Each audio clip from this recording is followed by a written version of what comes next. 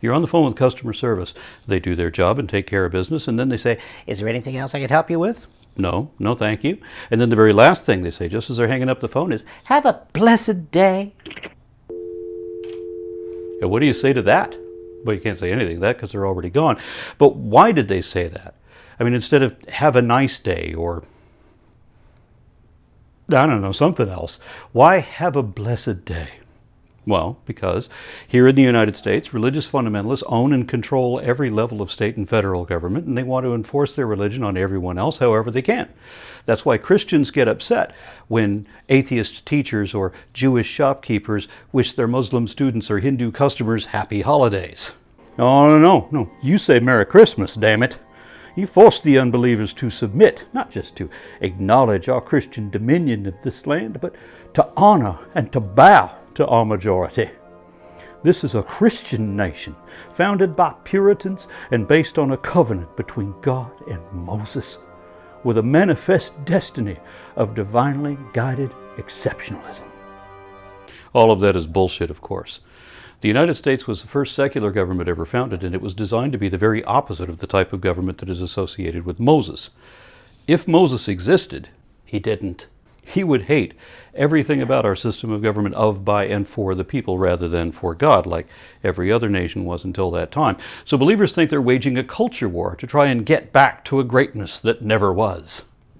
Back when only the rich, straight, white, Protestant Christian men had rights, and everyone else could be denied as not being true Americans, if not abominations. They've been so successful in this alleged culture war that when they yell at other people's children that "you will be burned alive and roasted in everlasting hell unless you beg Almighty Jesus to forgive you for being the sinners that you are," everyone acts like they're okay with that. But if you assure the kids that there is no boogeyman, God, well then it's, "How dare you!" And if you're the only person honest enough to tell them that there's no good reason to believe in such a thing, that's somehow even worse.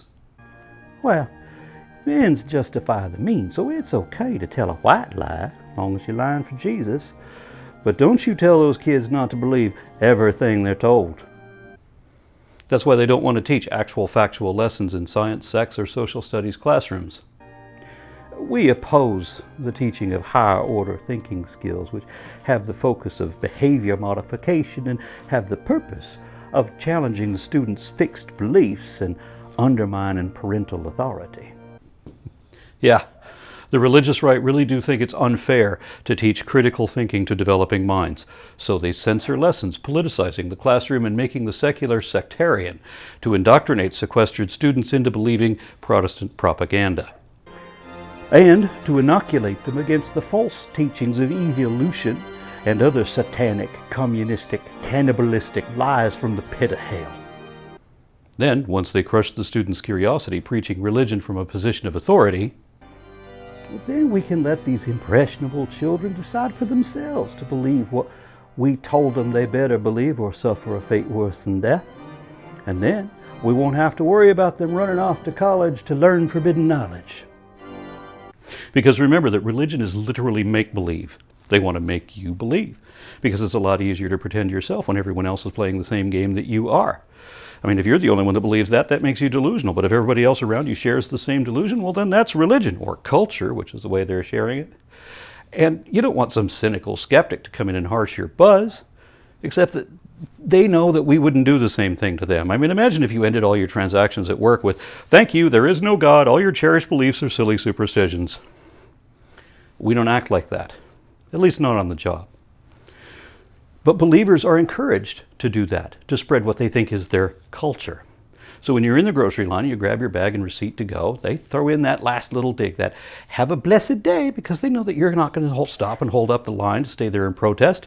Not when they said something so nice. Besides, the cashier doesn't even know they did anything wrong, and it would take an hour-long lecture and a history lesson to explain it, which of course you're not going to do, if they even cared about it then. So they get to feel like they're blessing you, and that you're happy to receive those blessings. But what is a blessing? What does it mean to have something blessed? I suspect those of you who have dabbled in the witchcraft of Dungeons and Dragons may know the answer to this one. In some role-playing games, you roll dice. If you need to roll high, it helps if you have a magical artifact allowing you to add 3 or 5 to whatever you rolled. Of course, your character can also carry a curse, too, requiring that you subtract 2 or 4 from your saving throw. And these are modern gaming terms, of course, but they're based on what the religions actually believe. So there are people who really do think that you can bless your golf clubs for a better game or put a curse on your neighbors. Those are both in the Bible. Blessings and curses are positive or negative magical enchantments. That's really what they are, honestly. So remember this.